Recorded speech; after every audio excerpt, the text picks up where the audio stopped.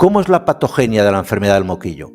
Pues mirad, el moquillo es un virus de verdad, perdonadme por la expresión, pero muy cabrón, muy borde. Es un virus que a veces parece que piense, es un virus inteligente, diría yo en ocasiones.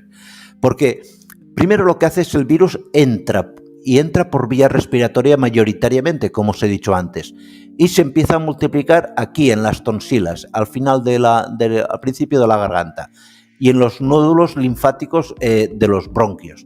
¿Qué es lo que ocurre? Al cuarto día de que el animal se ha infectado, el virus ya se empieza a multiplicar,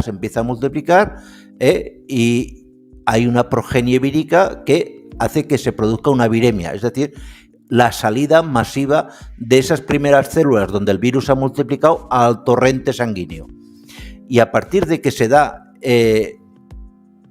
de esa viremia, pues encontramos mucha respuesta humoral, es decir, el organismo del perro intenta protegerse produciendo muchos anticuerpos. Esto es lo que se llama respuesta humoral.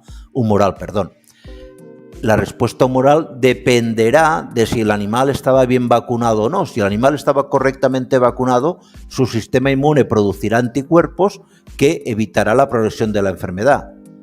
¿De acuerdo? Esto es muy importante y es uno de los motivos por los que aquí en Europa, aun habiendo moquillo, que a veces se detecta, pero no suelen darse casos tan graves aunque se detecte, porque el sistema inmune del perro está ya habituado a responder a la infección. A partir de aquí, pues de que se da la viremia, el virus llega a un momento que, curiosamente, y esto es algo raro, no le gusta estar en sangre. Es un virus puñetero, desaparece de la sangre y se va a tejido nervioso.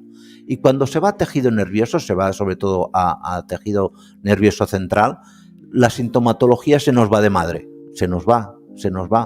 Empiezan las convulsiones, los temblores, los mioclonos, esos temblores que le dan masas musculares, o el chirriar de dientes que muchos me comentáis, etcétera, etcétera.